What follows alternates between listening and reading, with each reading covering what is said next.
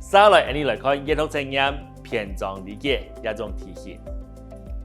同大家建议，你先做的先看题目同选项，再转来看啲文章，啲文章度项来寻出线索，再做出一正确嘅选择。比如讲，第一题，文章地度作者亲赏识嘅系乜嘅？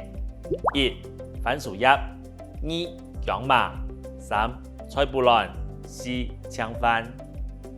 二、佢兩兄弟做乜嘅為強下入學，又夾強班？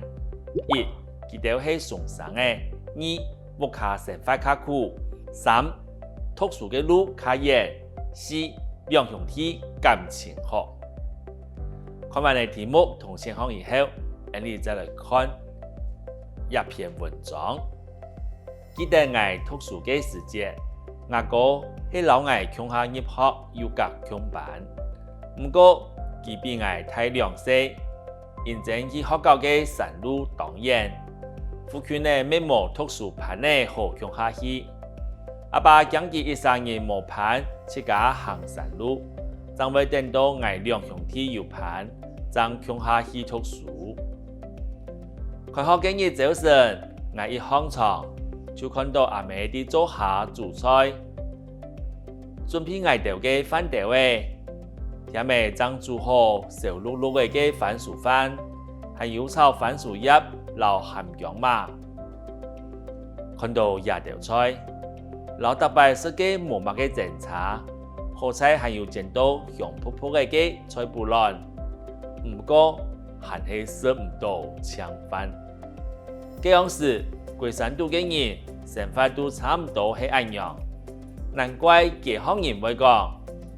油妹唔好加到太三倍，上家獨在，下家獨背，食番薯幫助菜，就會講我一特別嘅生活易艱苦。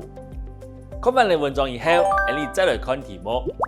第一題，文章地度作者親賞識嘅係乜嘅？一、番薯葉；二、姜麻；三、菜脯卵；四、青番。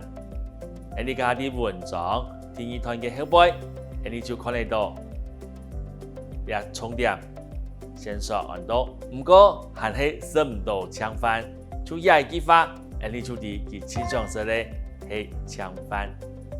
第二題，佢兩兄弟做乜嘅為強下入學，又夾強班？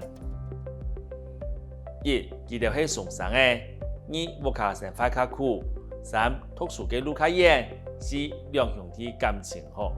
了解這個選項的意思以後，再比對了文章的內容，原來是認真去學校的山路當然。故所，這把掌握本期兩兄弟強下入學，你就會選擇三，讀書的路較遠。